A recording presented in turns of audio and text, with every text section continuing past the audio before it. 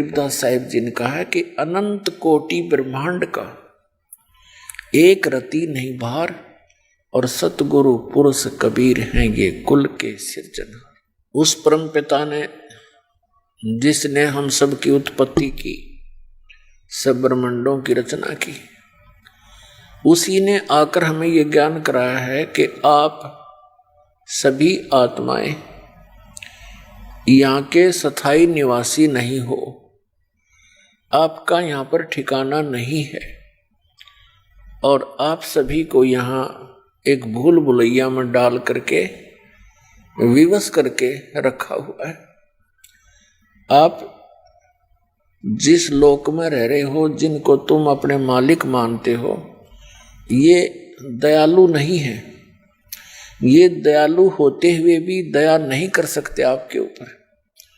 जैसे ब्रह्मा विष्णु महेश ये अच्छी आत्माएं हैं, तीनों पुण्य आत्मा हैं, श्रेष्ठ आत्माएं हैं, तो इनको काल ने अपने व्यवस्था बनाए रखने के लिए चुन रखा है, और इनको भी धोखे में रखता है, इनके रूबरू नहीं होता कभी, और इनको ऐसा झटका देता रहता है, ये भी डरते रहते हैं, भयभीत होकर के सब कार्य करते रहते हैं। तो ये कुछ भी परिवर्तन नहीं कर सकते।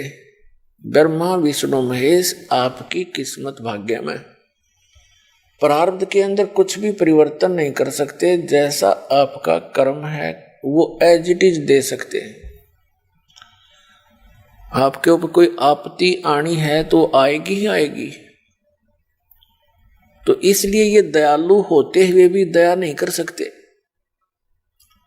और जो इनका पिता है ये काल भगवान, इसका नाम ही काल है। काल में दया नाम की चीज नहीं होती। कसाई जो होता है, तो कसाई जो बकरे पालता है वो उनके प्रति दया नहीं रखता, स्वार्थ रखता है। और वही दशा आप और हम की यहां पर है पुण्यात्माओं। क्योंकि हम तत्व ज्ञान से घने अपरिचित हैं, आसपास भी नहीं हम भक्ति और भगवान के, इसलिए हमने जो ज्ञान सुना है वो सब अज्ञान सुन रखा है। और इस काल के व्यवस्था में कितना चतुर बन ले इंसान, चाहे कितना वैज्ञानिक बन ले, कल मृत्यु हो जाओ, विज्ञान के काम आई, उसका गधा बन का अंडेगा वैज्ञानिक। फिर कहने का भाव ये है कि इस माइंड का हम प्रयोग परमात्मा के मार्ग में लगावें। जहां हम अन्य डले ढो रहे हैं उसको त्याग कर केवल एक सिंपल वे से साधारण तरीके से रहें, राग द्वेष खत्म करें। इस बात को याद रख के कि हम सभी वैसे ही दुखी हैं। यहाँ पर काल की व्यवस्था में हम दुखी हैं। इस काल के लोक में सुख नाम की चीज नहीं। और फिर हम एक दूसरे को सताते हैं, दुखी करते हैं अपने निजी स्वार्थ के लिए। तो ये बालकों जैसी बुद्धि हमारी है, हम समझदार नहीं हैं। और ये समझदार बनाने के लिए आपको ये सत्संग सुनाया जाता है जो भगवान ने आपको बताना चाहा था 600 वर्ष पहले, और वो हम ग्रहण नहीं कर पाए क्योंकि हम सभी अशिक्षित थे।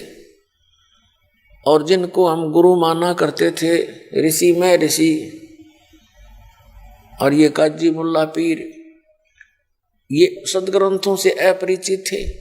इसलिए परमेश्वर का विरोध करा दिया था कि कबीर झूठा है, अशिक्षित है, ये क्या जाने वेदों कुरानों पुराणों के बारे में। तो उस समय तो हम इस बात से संतुष्ट हो गए थे उन नकली झूठे गुरुओं की कि कबीर साहब जो हैं ये अशिक्षित हैं। और सभी सदग्रंथ जैसे पवित्र चारों वेद, पवित्र श्रीमद् भगवद गीता, पवित्र पुराण आदि, ये सभी संस्कृत भाषा में लिपिबद्ध थे। और संस्कृत भाषा ऐसी जटिल मानी जाती थी क्योंकि जनसाधारण इसको समझ नहीं सके था। केवल एक ब्राह्मण वर्ग ही इसको पढ़ने का अधिकारी था। ऐसे ही अन्य भाषा जैसे अरबी है तो मुसलमान ही पढ़ सकते थे, दूसरों को अलाउड नहीं थी। तो काजी लोग ही पढ़ा करते थे। उसमें परमात्मा हमें याद दिलाया करते थे कि जो ज्ञान तुम ग्रहण कर रहे हो ये काल का है, ये सच्चा ज्ञान नहीं है, झूठा ज्ञान है। अब हम जो यहाँ रह रहे हैं इस काल के लोक में, और परमात्मा ने जो हमें ज्ञान दिया है कि तुम ऐसे मालिक को पूज रहे हो जो तुम्हें खाता है, इसको तुम एक अच्छा भगवान मानते हो। जैसे हम क्या देखते हैं, कितने बढ़िया बाग बगीचे, काजू किस्मत सेब संतरे, मेवा और फल, झरने बहते हैं, दरिया चल रही है, वर्षा हो जाती है, बादल छाते हैं, शीतल हवा चलती है, और पृथ्वी के अंदर जल है, मीठा भी जल है, गर्मियों में ठंडा मिलता है, सर्दियों में गर्म निकलता है। इन सभी यहाँ की सुविधाओं को देखकर ऐसे लगता है हमें कि परमात्मा कितना दयालु है, इसने कितना ध्यान है, सब सुविधाएं उपलब्ध करा रखी हैं, लंबे चौड़ा क्षेत्र पृथ्वी है। और हम फिर भूल जाते हैं कि फिर हम मरते क्यों हैं, हमारी जन्म मृत्यु क्यों हो रही है। एक ही परिवार के 4-4 सदस्य एक दुर्घटना में या किसी बीमारी के कारण मारे जाते हैं, और एक व्यक्ति आजीवन जो संपत्ति जोड़ता है, बाकी कुछ काम सूझता नहीं उसको, और 1 सेकंड में मृत्यु को प्राप्त हो जाता है, जोड़ा जाड़ा यहीं रह गया। इधर हमारी कभी बुद्धि जाती नहीं। क्यों नहीं जाती? क्योंकि हम तत्व ज्ञान से अपरिचित हैं। अब जैसे कसाई बकरे पालता है, उनके लिए कितनी सुविधा करता है, वो अलग से उनकी व्यवस्था करता है, शेड डाल देता है, झोंपड़ी, और उनके लिए एक चरागाह परचेज करता है, उसी में एक छोटा सा जोहड़ बना देता है, तालाब बना देता है। तो वो भोले बकरे और बकरियां इन सब सुविधाओं को देखकर ये सोचते हैं कि ये हमारा मालिक है, ये बड़ा दयालु है, हमारी कितनी केयर टेक कर रहा है। और जब वो कसाई आता है उन बकरों के निकट से, वो सभी उसकी तरफ दौड़ जाते हैं कि उनको चारा डालता है, पानी पिलाता है, और गर्मी सर्दी से बचने के लिए उनकी व्यवस्था कर रखी है। तो उसके चारों तरफ इकट्ठे हो जाते हैं उसको प्यार देने के लिए। कोई तो उसको ऐसे ऊपर को पैर करके सीने से लगाना चाहता है, और वो ऐसे उसके पकड़ के देखता है। वो तो देख रहा है कि ये कितना मांस हो गया, इसमें कितने किलो का बन गया, ये कितने का बिकेगा। और वो ये सोचता है बकरा ये मेरे को प्यार दे रहा है, और उसके जीभ से उसके हाथ को चाटता है प्यार से। उस समय उन सुविधाओं को देखकर तो बकरों को लगता है कि बहुत दयालु है।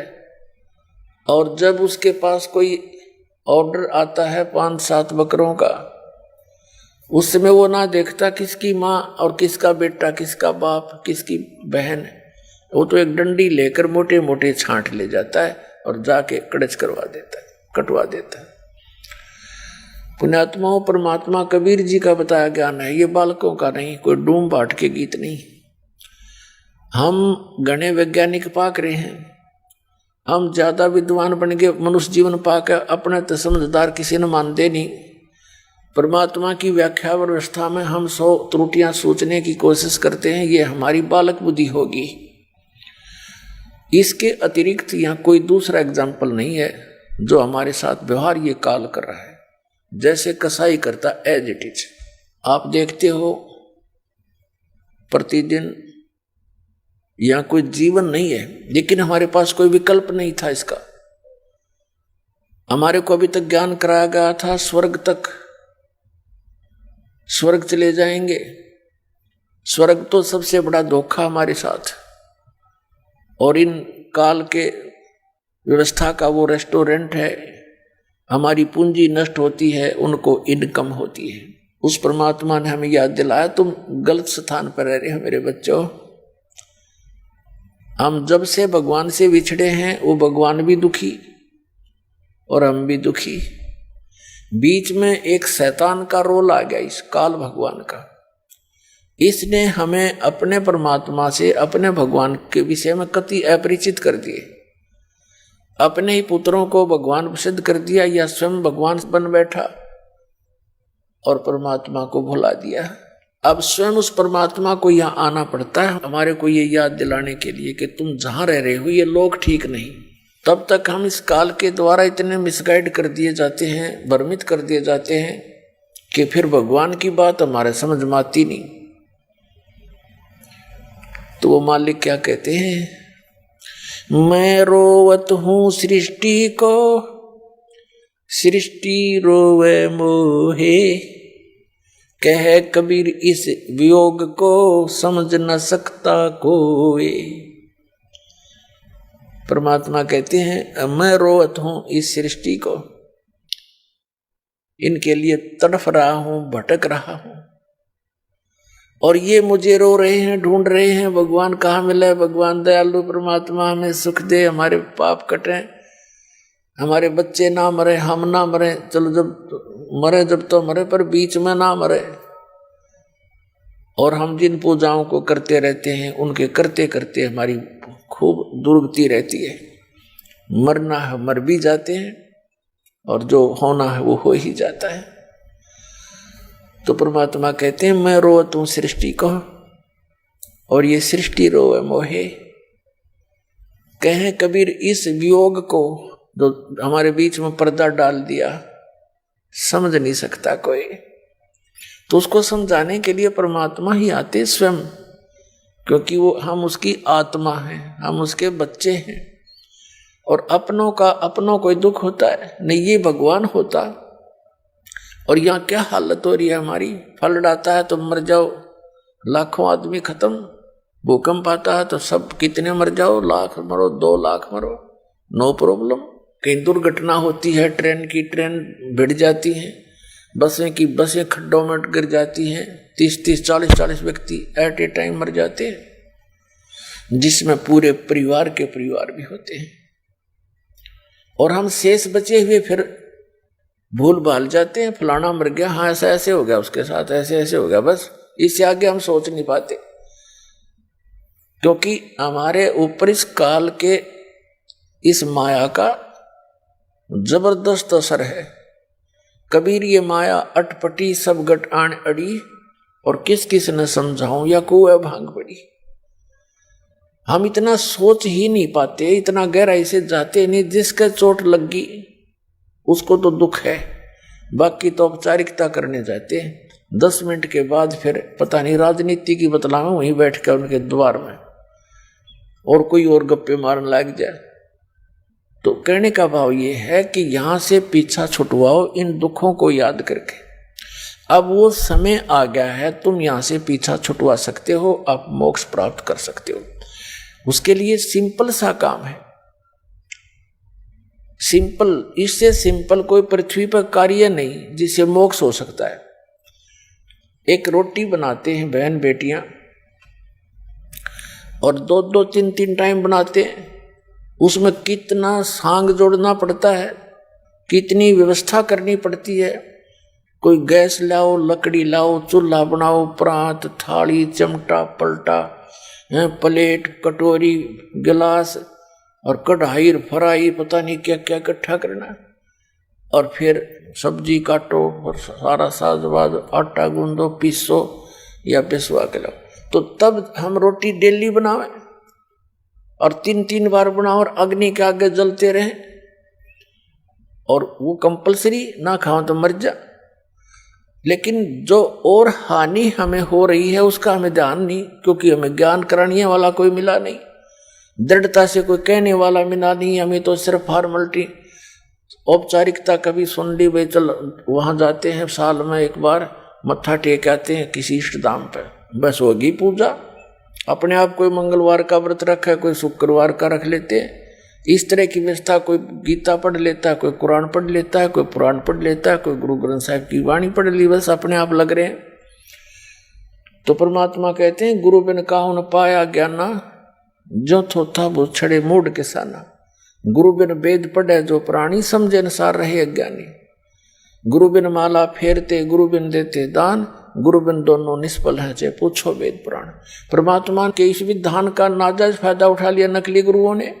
ये गुरु बन बैठे, हमें संतुष्टि होगी कि भी ठीक है गुरु होना चाहिए, गुरु बन गया, बस गुरु जी में हमें मिल गए, बस बात ठीक होगी, पूरी सब फॉर्मेलिटी पूरी होगी, गुरु जी होना चाहिए, गुरु जी हो गया। लेकिन ये भी साथ कहा कि नकली गुरुओं से कोई लाभ नहीं होना। तो इस प्रकार हम परमात्मा के विधान से अपरिचित होकर हम यहां भटक रहे हैं।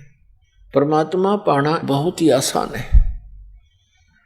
अब जैसे कोई मजदूरी करता है, सुबह से लेकर शाम तक 8 बजे से लेकर 5 बजे तक अपना काम मजदूरी, मिट्टी डालता है, कस्सी बजाता है। किसान है, उसका तो कोई टाइम में को नहीं, सुबह 6 बजे चला जाता है, शाम में 8 बज जाते हैं, सारा दिन खेतों में। और दुकानदार है, सुबह जा बैठे 8 बजे, रात के 10 बज जाए, सारा दिन वही अपना कितनी मेहनत करता है। ऐसे ही कर्मचारी अधिकारी समझो, सुबह जा बैठते हैं अपनी सीटों पर, सारा दिन करते रहते हैं काम, और किस लिए? 2 रोटी के लिए, बस, नथिंग एल्स। और उसके लिए इतना समय 8-9 घंटे कंपलसरी, और परमात्मा के लिए ऐसा सिंपल तरीका है परमात्मा पाने का। लेकिन इन नकली गुरुओं ने इसको जटिल बना दिया। किसी को हम देखा करते थे, बैठ जाता था दोना लाकर, चमटा गाड़ के, और बैठे रहा नू, हम सोचा भाई नू मिलता होगा भगवान, तो हमारी तो कलेजा काप्या करता, भाई इतनी कठिन परिश्रम हमसे नहीं हो सकता, बाल बच्चे नहीं छूट सकते। और फिर ये मेहनत तो कभी भी ना हुआ, कोई खड़ा होके तप रहा है, कोई झरने में बैठ कर तप रहा है, कोई किसी तरह कोई किस प्रकार की क्रियाएं करते हैं, तो फिर भी आत्मा परमात्मा के बिना रह नहीं सके थी। हम फिर अपनी कोई और अटकल ला करके थोड़ी बहुत मालिक के नाम की अवश्य कोई आड़ लिए बैठे थे। और परमात्मा पाना कितना सिंपल, एक पूरी रिहर्सल करके जाता परमात्मा प्रत्येक युग में आते हैं, सतलोक से चलकर आते हैं, एक शिशु रूप धारण करते हैं। शिशु रूप धारण करके वो एक कमल के फूल पर, कमल का फूल जल के ऊपर होता है, जल के अंदर, उस पर विराजमान होते हैं। वहां से एक निसंतान दंपति उनको उठा ले जाते हैं। प्रत्येक युग में वो ऐसी लीला करते हैं। और बाल्यावस्था में वो परमात्मा फिर कंवारी गाय का दूध पीते हैं। कबीर भगवान, वो परम अक्षर पुरुष, उससे उनकी परवरिश की लीला होती है। और फिर वो परमात्मा धीरे धीरे जैसे भी लीला में तरीके से बड़े होते हैं, तो फिर दैनिक कार्य जो एक जिस वर्ण में वो आते हैं वही वैसा ही कार्यक्रम करते हैं, और एक बिल्कुल सिंपल तरीके से रहते हैं। परमात्मा पर विश्वास दृढ़ कराने के लिए वो एक एग्जाम्पल बनाते हैं कि तुम भी ऐसे रहोगे, इतना विश्वास मुझ पर करोगे तो तुम्हारे मोक्ष में कोई बाधा नहीं होगी। अनंत करोड़ ब्रह्मांड का रचनहार, सबका धारण पोषण करने वाला समर्थ परमात्मा एक झोंपड़ी में रहा 120 वर्ष तक, काशी बनारस में, भारतवर्ष की इस पावन धरती पे। और कपड़ा बुनते थे, जुल्हे का काम करते थे, और भक्ति भी करते थे। भक्ति करने का तात्पर्य हमें उदाहरण देते थे कि परमात्मा पाने के लिए ना घर छोड़कर जाने की आवश्यकता, और ना कहीं धूने लगाने की आवश्यकता, और ना ही किसी और प्रकार का कोई अटपट करने की आवश्यकता। एक नाम हो सच्चा, गुरु भी सच्चा हो, नाम भी सच्चा हो, और शिष्य में भी दृढ़ता के साथ, विश्वास के साथ उसकी भक्ति हो, आराम तक पार हो सकते। नाम उठत नाम बैठत नाम सोवत जागबे, नाम खाते नाम पीते नाम सेती लागबे। अब क्या बताते हैं परमात्मा के मेरी प्राप्ति के लिए। परमात्मा की प्राप्ति का अर्थ ये नहीं होता कि भगवान यहाँ आए हुए थे, हम सबको प्राप्त थे, वो हमें मिला भी करते थे, लेकिन उन्होंने जो विधि बताई है स्थायी स्थान पर जाने की और वहां जाकर के परमात्मा प्राप्ति है, यानी परमात्मा से मिलने वाली सब राहत सब सुविधाएं वहां मिलेंगी सतलोक में। तो वहां जाने के लिए उन्होंने विधि बताई है, उसको हम करेंगे, उसका पालन करेंगे तो हम सतलोक जा सकते हैं, सुविधाएं प्राप्त कर सकते हैं। उसके लिए बिल्कुल आसान तरीका है, सभी सदग्रंथ यही बताते हैं। और जिस भी महापुरुष को परमात्मा प्राप्त हुए हैं उनके इतिहास देख लो। इस दास के जो नोटिस में है, इस दास के ज्ञान के अंदर जो संत महापुरुष हैं जिनको भगवान मिले, उनमें से आदरणीय धर्मदास जी, आदरणीय मुलुकदास जी, आदरणीय नानक साहिब जी, आदरणीय दादू दास साहिब जी, आदरणीय गरीबदास साहिब जी गांव छुरानी जिला जज्जर हरियाणा वाले, आदरणीय गीसा दास साहिब जी गांव खेकड़ा जिला मेरठ उत्तर प्रदेश वाले, और भी कई महापुरुषों को मिले हैं वैसे, जैसे नामदेव जी को भी परमात्मा मिले हैं, लेकिन उनका इतना इतिहास हमारे पास नहीं है जितना इन महापुरुषों की जानकारी है। तो ये सभी गृहस्थी थे, यानी अपने बाल बच्चेदार थे और परमात्मा की भक्ति भी करते थे, अपना दैनिक कार्य भी करते थे। जैसे आदरणीय गरीबदास साहिब जी किसान थे, आजीवन अपनी उसी क्रिया को करते रहे और मोक्ष प्राप्ति की। ये तरीका है ऐसे ही, चाहे कोई मजदूर है, जैसे रविदास जी जूते बनाते थे और कबीर साहब जी ने भी, परमात्मा ने स्वयं भी रिहर्सल करके दिखाई, एक भूमिका की, कपड़ा बुनते थे और एक परिवार का पोषण भी करते थे। अपनी कोई संतान या माता पिता नहीं थे,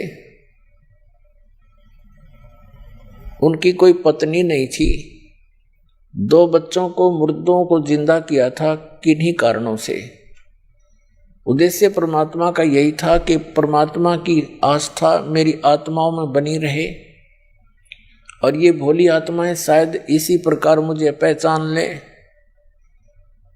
लेकिन हम भगवान को पहचानने में पहले असफल रहे।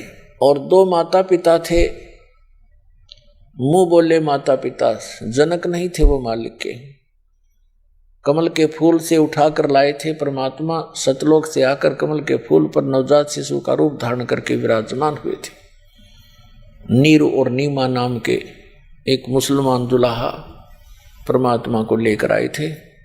परवरिश की लीला वहाँ होने से और बड़ा होकर के दुल्हे का कार्य करने से वो धानक कहलाए, दुल्हा कहलाए। तो उस परमात्मा ने हमें ये रिहर्सल करके दिखाई है। यही वेद बताते हैं कि वो परमात्मा प्रत्येक युग में ऐसी लीला करता है, एक जन साधारण की तरह अपने हाथ से निर्वाह करके एक लीला करता है और साथ में वो अपने ज्ञान का उपदेश भी करता है। अच्छी आत्माओं को मिलता है, दृढ़ भक्तों को, और उनको अपने से परिचित कराता है, उपदेश देता है, ज्ञान सुनाता है। फिर वो महापुरुष उस परमात्मा की महिमा को आगे जन साधारण तक पहुंचाते हैं। परमात्मा कहते हैं, चारों युग में मेरे संत पुकारे, कूक कहा हम हेल रे, हीरे माणिक मोती बरसे, ये जग चुगता डेल रे,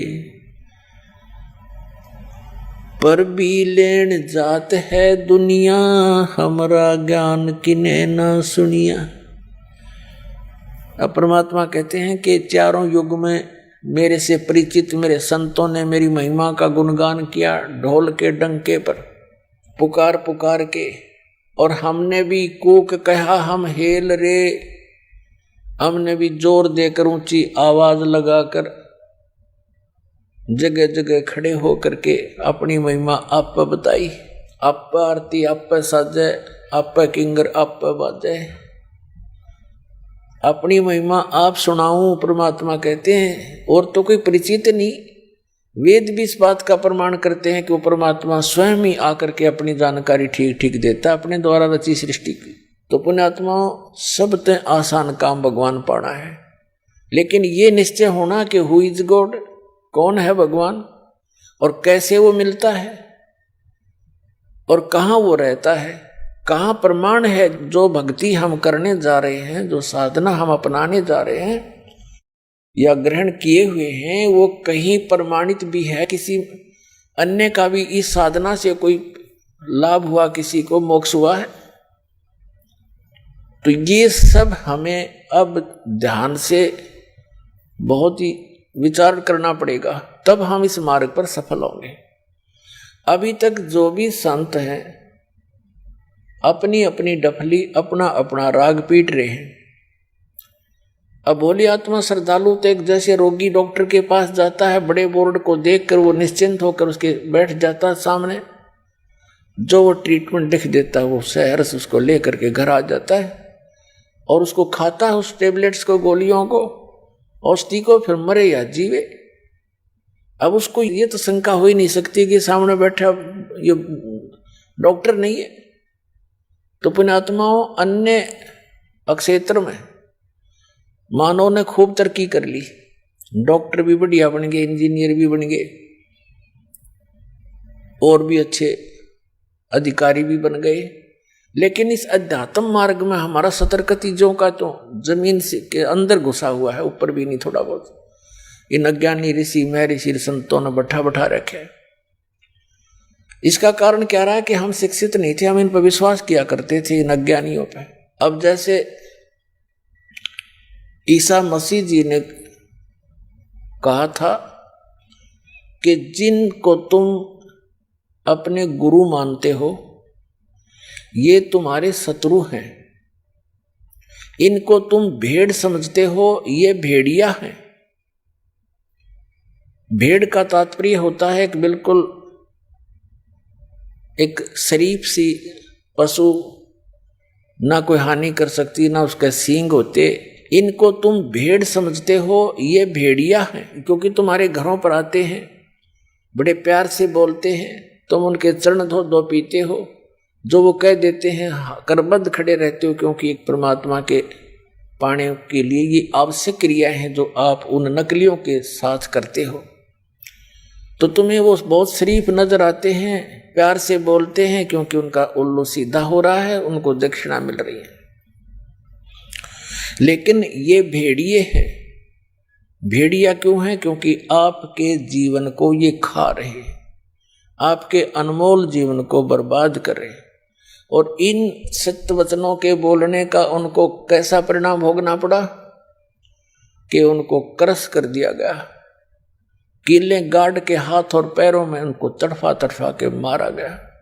उन दुष्ट लोगों, उन दुष्ट गुरुओं के द्वारा जिनकी रोजी रोटी आड़े आ गई, उनको जनता से कुछ लेना देना नहीं था। तो पुण्यात्मा, उस समय तो जनता शिक्षित थी नहीं। आज से 600 वर्ष पहले परमात्मा कबीर परमात्मा आए थे, मालिक एक जुल्हा रूप में, एक गरीब सा व्यक्ति। और पुण्यात्मा, हमारा एक नेचर है, स्वभाव है कि गरीब आदमी ने कोई धमका दे, कोई खुरका दे, कोई कैसा व्यवहार कर दे उसके साथ। और उस स्थिति में रहकर उस मालिक ने सबके छक्के छुड़ा दिए। एक गरीब आदमी की भूमिका करते हुए सभी ऋषि महर्षियों के सामने खड़े हो जाते थे, डट कर उनको कहते थे तुम झूठ बोलते हो, तुम्हारा ज्ञान ठीक नहीं है, तुम भ्रमित कर रहे हो, निकाल के देखो उस पुराण को, निकाल के देखो उस वेद को। तो वो नकलियों ने मानना तो था नहीं, क्योंकि उनको ज्ञान नहीं था, ये पता नहीं था कि भगवान है। आंखों देखकर भी वो उसको समझ नहीं सके और ना ही जनता तक सच्चाई जाने दिया। तो उसके प्रतिफल में परमात्मा के साथ कैसे जुल्म गुजारे उन लोगों ने। अपने ही भगवान के, अपने पिता के विरोधी हमें बना दिया और उस परमात्मा को हम अपना दुश्मन मानकर उसके साथ बदव्यवहार करने लगे। उबलते हुए सरसों के तेल के कढ़ाई में डाल दिया गया, कहा इसकी हम परीक्षा लेंगे। उसके अंदर परमात्मा स्वयं ही विराजमान होगे कि तुम कष्ट क्यों उठाओ, मैं बैठ जाता हूं। तेल ऐसे उबल रहा है जैसे चाय उबला करे, और मालिक बैठे आराम से। अपने आत्माओं, सिकंदर लोधी दिल्ली का बादशाह था, बैलोल लोधी का पुत्र। वो परमात्मा से बहुत कुछ परिचित हो चुका था, लेकिन दुर्भाग्य था उसका, वो दृढ़ नहीं था। थोड़ा सा विरोध जनता का देखते वो फिसल जाता था। उसने देखा कि शेख तकी नामक एक धार्मिक पीर था, वही ये जुल्म कर रहा था, साथ में हिंदुओं के गुरु लोग भी उसका सहयोग दे रहे थे। शेख तकी ने कहा कि राजन, इस कबीर ने तेल की तासीर ठंडी कर दी जादू जंत्र करके, ये उबलता नजर आ रहा पर ये है ठंडा। सिकंदर लोधी ने शौचालय में चेक करके देखता हूं, ऐसे उंगली डाली, जितनी उंगली उस तेल में गई थी उसी से चरड़ देसी हुई और कटका लगोगी, बेहोश हो गया राजा। परमात्मा बाहर आए, तेल से निकला नो के नो जलते हुए तेल से ही, और सिकंदर लोधी के वहां उपचार के लिए बहुत से वैद्य भी भागे आए, दौड़े आए, फर्स्ट एड करी, होश सांस में लाए, छीटे छाटे मार के वो फिर बेहोश हो गया, क्योंकि पीड़ा घनी, उंगली कटकी जल के। तो परमात्मा ने उस उंगली को ही पूरा कर दिया, ऐसे पकड़ के जो खींच दी, ऐसे कर दी, उंगली पूरी होगी तो वह पीड़ा खत्म हुई। ऐसी बहुत सी ऐसी लीलाएं हैं जो परमात्मा के साथ इन लोगों ने ऐसी दुष्टता की, लेकिन वो परमात्मा थे, भगवान थे, हैं और पहले भी थे और आगे भी रहेंगे, वही है मालिक सब कुछ। उस समय परमात्मा की बातों को, कबीर परमेश्वर की ज्ञान को, सच्चे ज्ञान को हम नहीं ग्रहण कर पाए, क्योंकि हम बालक थे, अशिक्षित थे। अब उसके बाद वो सेवा इस दास को दी है परमात्मा ने। जिस दिन से सन 1994 में दास को आदेश हुआ था मेरे पूज्य गुरुदेव जी के द्वारा कि बेटा तू नाम दिया कर, दीक्षा दिया कर, सत्संग करा कर, तो उसी दिन से मेरे एकदम शरीर में पसीना आ गया, क्योंकि दास इस बात के लिए तैयार भी नहीं था, कभी सोची भी नहीं थी, चाही भी नहीं थी। दास तो भक्तों को प्रेरणा करके समझा के गुरु जी से उपदेश दिलाया करता था। उनकी आयु उस समय लगभग 105-6 वर्ष की हो चुकी थी। तो दास को आदेश दे दिया अचानक कि आज के बाद तू गुरु होगा। सभी संगत से कह दिया था कि जो इसको गुरु नहीं मानेगा मेरा कुछ नहीं होगा। और एकदम मेरी सती थी देखकर वो समझ गए कि ये एकदम घबरा गया। सोचा भी नहीं था, मेरे से पहले तो बड़े सीनियर बने फिरे थे, वो भी थे वहां पर, तो वो समझ गए। उन्होंने कहा बेटा घबराइए मत, तेरे साथ रहूंगा मैं, मेरा आशीर्वाद तेरे साथ रहेगा और विश्व में तेरे समान कोई संत नहीं होगा।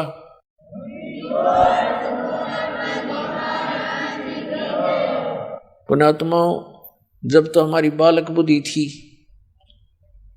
वो कह रहे थे, हम सुन रहे थे, पर गले नहीं उतरे थी कि हमारे जैसे 2 कौड़ी का जीव, हम तो भगत भी पूरे को नहीं और संत तो बहुत दूर की बात होती है। फिर कहते हैं संत वचन पलटे नीचे पलट जा ब्रह्मांड, उस समर्थ का वचन था, वाणी थी। आज वह सच नजर आने लग रही है, अज्ञा तो साची कही उन्हें उस दिन। अब जैसे इन महापुरुषों का, ऋषियों का, संतों का, सबका दास ने ये तलाशी ली, इनकी थैले खाली कर देखे, इनका माल निकाल के, खक भी नहीं किसी के पास, सिर पैर नहीं किसी के ज्ञान का। दास किसी योग्य नहीं था, लेकिन परमात्मा की वाणी है, गुरु मेर करे तो कागा से हंस बना दे, गुरु मेर कर जब कागा से हंस बना दे। हम तो काग से हंस बनाए दाता ने, और अब सेवा दे दी उसके बच्चों को परमात्मा से परिचित कराऊं। कहते हैं आत्म प्राण उद्धार ही ऐसा धर्म नहीं, और इस जीव का कल्याण करवा दे, इससे बड़ा पृथ्वी पर कोई पुण्य नहीं है। वह सेवा इस दास को मिली।